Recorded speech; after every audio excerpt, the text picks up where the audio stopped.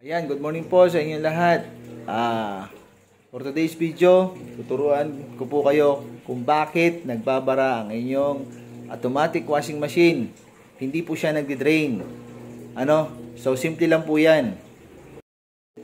Pero bago yan, pakipollow po ng ating Facebook, Tensyo o Rapma, para sa iba pang mga videos natin. Salamat po! Inyong katropa maglalaban na naman.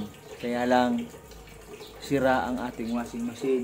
As usual, ayun po, barado na naman, ayaw niya mag-drain. Kaya binuksan po muli natin ang ilalim. So yun, ganun pa rin, nagkita na naman tayo ng 5 piso sa kanyang drain plug. Magaling kang kupal ka. Tip ko lang po sa inyo, i-check nyo muna po ang inyong mga lalabahin kung merong barya, piso, 5 piso, at saka yung mga papel sa bulsa, tanggalin nyo po yan. Tulad yan, maraming papel po nang naipon dahil nagbara po yung 5 piso.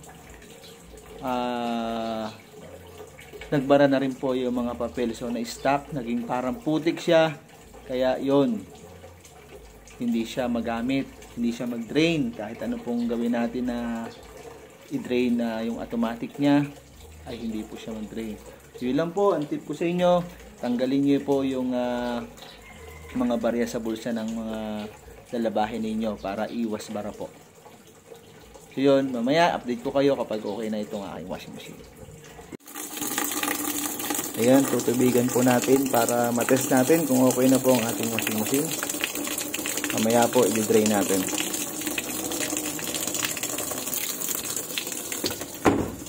Ayan, stop po muna natin and then on.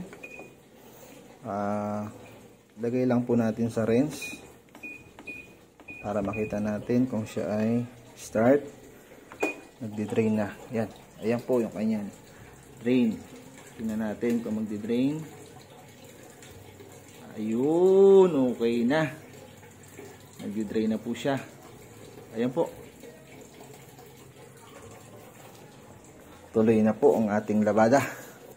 Salamat po sa inyong lahat, sa inyong panonood.